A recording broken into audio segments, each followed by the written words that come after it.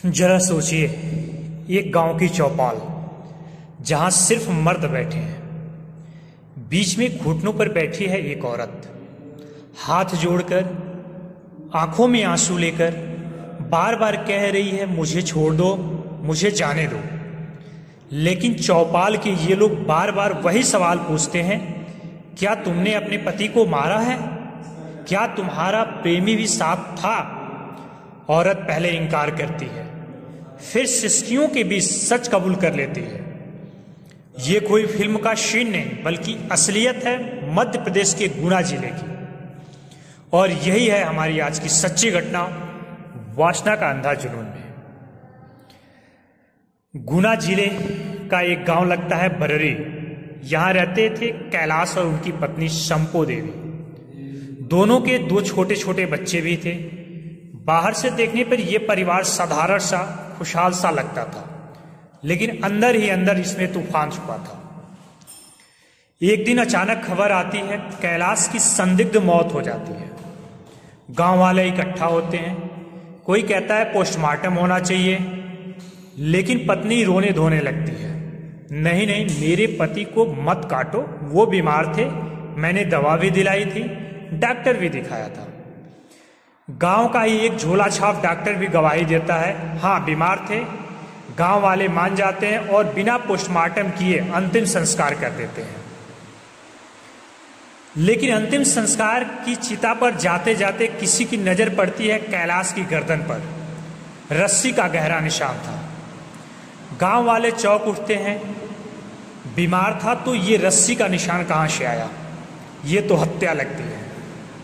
अब सबकी नजरें सीधी पत्नी शंपो देवी पर टिक जाती हैं। धीरे धीरे शक बदलता है इल्जाम में। पोस्टमार्टम तो हो नहीं पाया। अब गांव की पंचायत बैठाई जाती है, लेकिन पंचायत में एक भी औरत नहीं, सिर्फ मर्द और बीच में घुटनों पर बैठी अकेली शंपो देवी।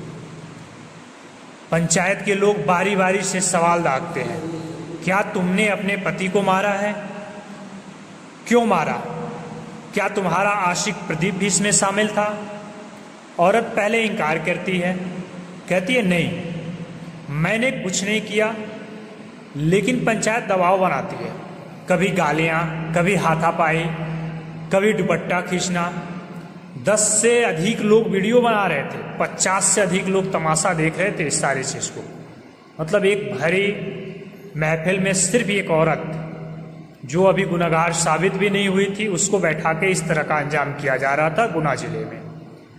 आखिरकार दबाव में शंपो देवी टूट जाती है और कबूल कर लेती है, हाँ मैंने ही अपने पति को गला घोंटकर मार डाला। लेकिन पंचायत यही नहीं रुकती। मोबाइल चेक किया जाता है। पता चलता है प्रदीप नाम का युवक उससे घंटों घंटों बातें करता है। गांव वाले कहते हैं प्रदीप भी शामिल है।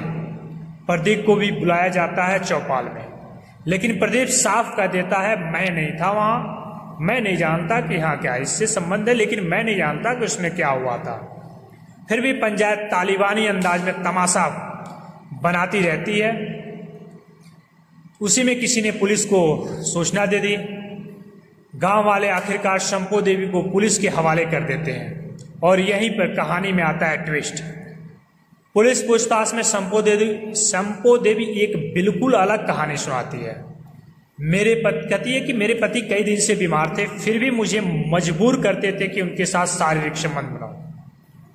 मैं मना करती थी, कहती थी कि मैं बीमार हो जाऊंगी, लेकिन उन्होंने मेरी पिटाई शुरू कर दी। इतना मारा कि मेरे होंठ फट गए, खून बहने लगे। मैंने मजबूरी में रस्सी उठाई और गला घोंट दिया। औरत कहती है उस वक्त घर पर कोई नहीं था, प्रदीप का इसमें कोई हाथ नहीं। प्रदीप का रोल सिर्फ इतना था कि वो बीमार पति के लिए दवा लाता था। अब सोचिए, अगर पंचायत के दबाव में किसी को गलत तरीके से सजा दे दी जाती तो क्या पंचायत अदालत है? क्या पंचायत को हक है कि किसी औरत की इज्जत तार तार करे?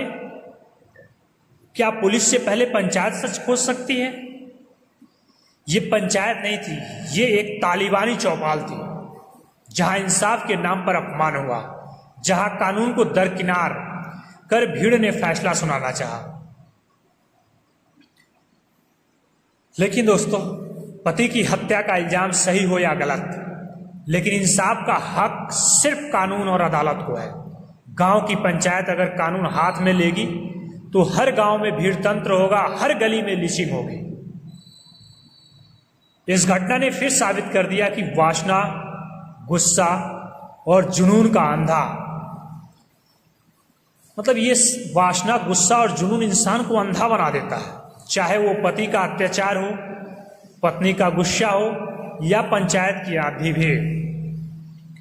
यहाँ पे उनकी पत्नी भी सेम गुनाहगार थी। यदि उनको प्रताड़ित किया जा रहा था तो उनके पास भी रास्ते थे कि वो दूसरे रास्ते अपना सकती थी। यदि उनका प्रेमी प्रदीप था तो प्रदीप के साथ वो अपना नया जीवन यापन कर सकते थे शादी करके, या वो अपने पति को छोड़ सकती थी, या पति के खिलाफ थाने में आवेदन दे सकती थी। लेकिन उन्होंने भी जल्दीबाजी में गलत रास्ता चुना।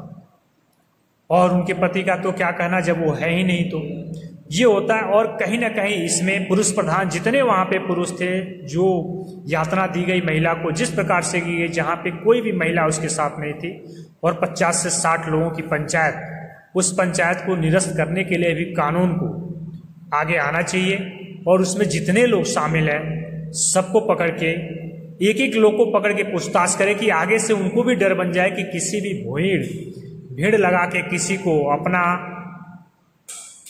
पंचायत के अधिकार का दुरुपयोग ना करें। सिर्फ और सिर्फ कानून, अदालत ही इसकी फैसला करे। तो दोस्तों, ये थी आज की सच्ची घटना,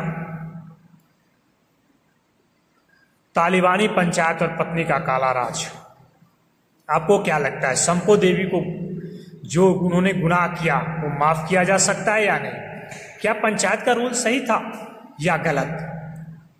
अपना विचार कमेंट में जरूर बताएं। और हाँ, चैनल को लाइक करें, शेयर और सब्सक्राइब करना मत भूलिए, क्योंकि आपके माध्यम से अदर लोगों के पास जाएगा, जो लोग इस घटना से सबक लेंगे।